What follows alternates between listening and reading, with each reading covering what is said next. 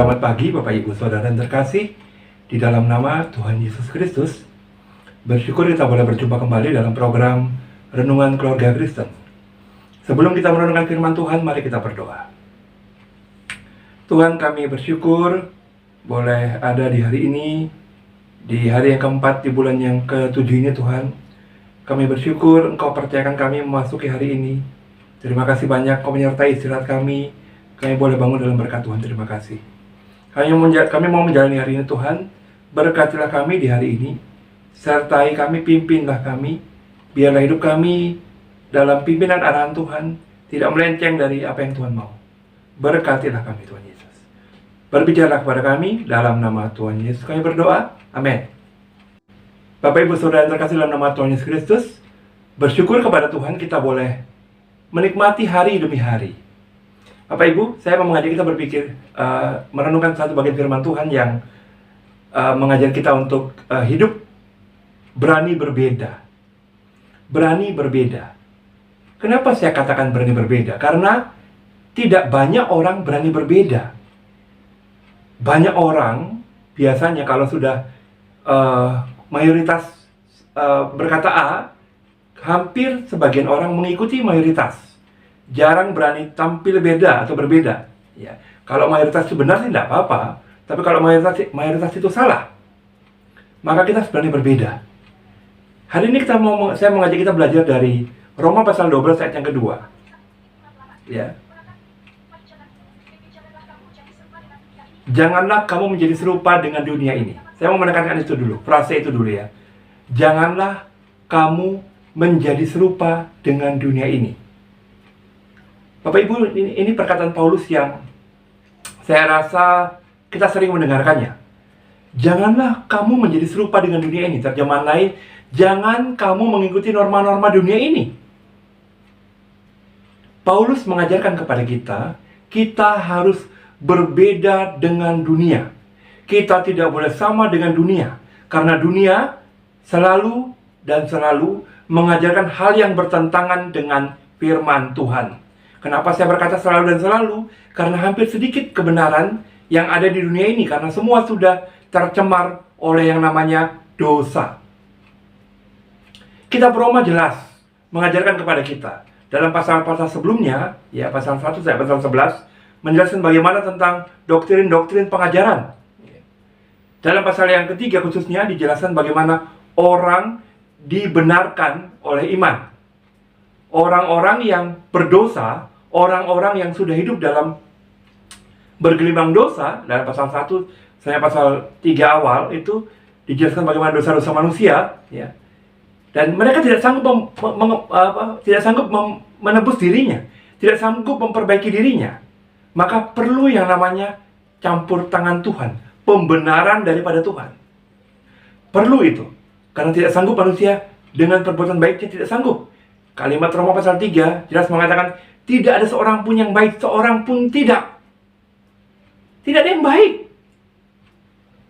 Kalau saya mau berkata begini ya, perbuatan baik tidak bisa menyelamatkan. Itu kata Alkitab dan saya menyetujuinya. Karena apa?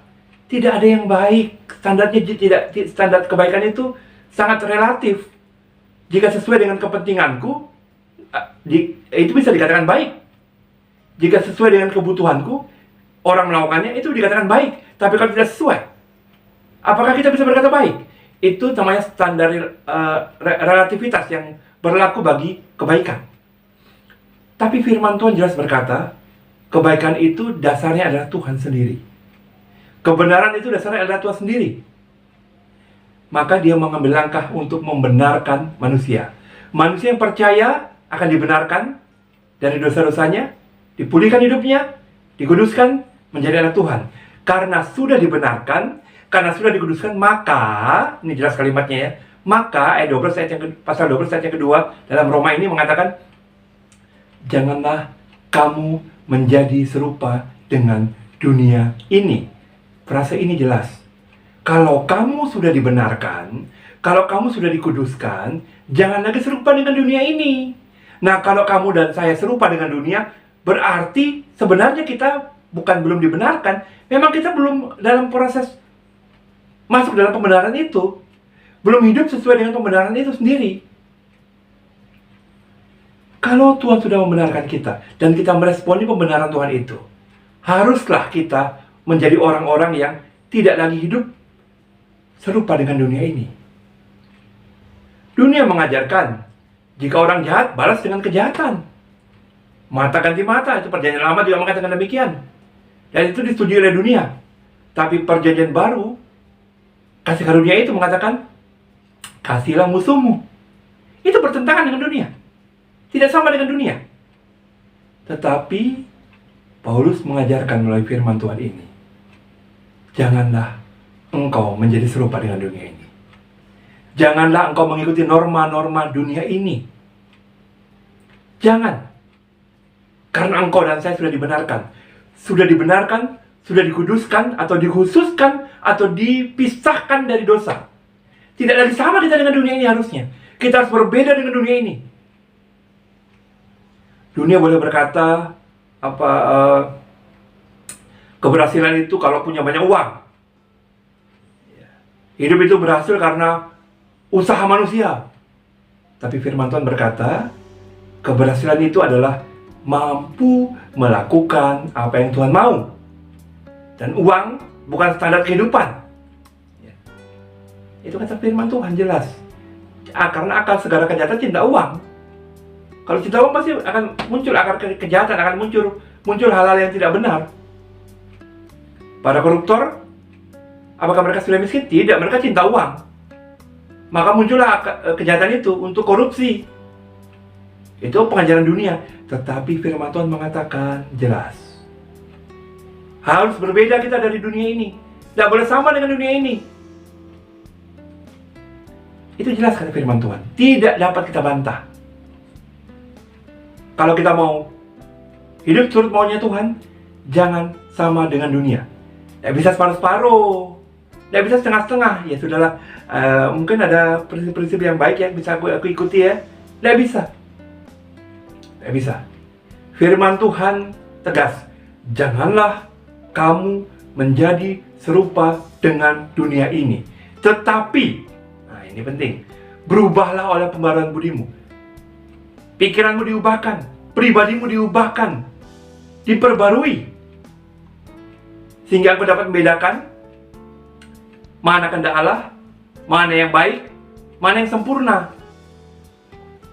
Kalau kita sudah tidak serupa dengan dunia ini, hidup kita diubahkan, pribadi kita diubahkan, pikiran kita diubahkan, maka kita akan bisa membedakan mana yang menyenangkan Tuhan, mana yang membahagiakan Tuhan. Bukan lagi tujuannya menyenangkan diri sendiri, bukan lagi menguntungkan diri sendiri, tapi memuliakan Tuhan dalam hidupmu.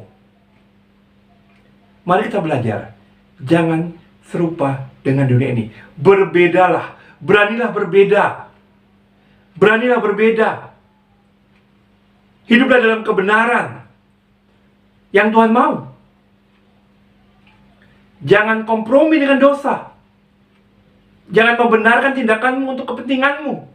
Tapi hiduplah sesuai dengan kehendak Tuhan. Yang mengakibatkan engkau dan saya berbeda dari dunia ini. Kita tidak boleh sama dengan dunia. Kita tidak boleh sama dengan dunia. Dunia mengajarkan banyak hal yang berbeda dengan firman Tuhan. Maka itu, kita harus tidak boleh sama. Alkitab jelas mengajarkan tegas ya. Tidak di tengah-tengah. Harus A atau B. Tidak suam-suam kuku, kata kitab tulisan Yohanes ya. Dalam kitab Wahyu. Tidak suam-suam kuku. Tidak panas, tidak dingin. Dimuntahkan saja kalau panas atau dingin itu. Atau dingin itu. Maka itu perlu ketegasan. Jangan serupa dengan dunia ini. Berani berbeda. Berbeda bukan aneh ya. Ingat, berbeda ini bukan aneh. Berbeda dalam pengertian hidup dalam pembaruan budi. Hidup dalam pembaruan kepribadian. Hidup dalam pembaruan pikiran. Berbeda bukan aneh. Tetapi tegas melakukan kebenaran. Tidak separuh-separuh, tapi ya katakan ya, tidak katakan tidak. Karena iblis adalah pribadi yang akan membuat kita berlebih-lebihan berkatanya. Ya katakan ya, tidak katakan tidak, selebihnya Jangan membesar-besarkan atau menambah-nambahi. Ya. Jadi mari hari ini kita belajar sederhana, berani berbeda. Janganlah engkau menjadi serupa dengan dunia ini, tetapi berubahlah oleh pembaruan pikiranmu, oleh pembaruan pribadimu. Berubah. Tinggalkan itu. Metamorfosis. Tidak sama lagi dengan dunia ini. Kalau engkau dan saya sudah dibenarkan Tuhan, tidak sama lagi dengan dunia ini. Harus berbeda. Mengasihi musuh itu tidak mudah, tapi karena ada kuasa Roh Kudus, kita akan diberi kekuatan untuk melakukan itu. Itu perbedaan-perbedaan yang timbul. Ada buah roh, bertumbuh dalam Tuhan. Ada kasih, sukacita, damai sejahtera, kesabaran, kasih setia, kesetiaan, dan lain sebagainya, penguasaan diri. Ada itu. Kalau sudah hidup dalam pembenaran Tuhan, sudah dibenarkan Tuhan, berbeda dengan dunia, tidak sama. Maka mari kita sama-sama jangan lagi serupa dengan dunia ini, jangan lagi kompromi dengan dosa. Katakan tidak terhadap dosa. Katakan tidak terhadap dosa. Jangan lagi kompromi. Mari kita berdoa. Tuhan, terima kasih. Hamba-Mu berbicara, tapi Engkau Allah Roh Kudus yang akan menyempurnakannya kepada kami, memahamkannya kepada kami, membuat kami semakin paham maunya Tuhan bagi hidup kami. Berkatilah kami Tuhan untuk menjadi pelaku firman Tuhan. Dalam nama Yesus kami berdoa. Amin. Bapak Ibu Saudara, lanjutkan aktivitasmu, arahkan hatimu kepada Tuhan dan terimalah berkat Tuhan. Damai sejahtera dari Allah Bapa, cinta kasih daripada Tuhan Yesus dan penyertaan Roh Kudus ada untuk kamu semua, sekarang sampai selama-lamanya. Amin. Shalom, selamat pagi, Tuhan Yesus memberkati.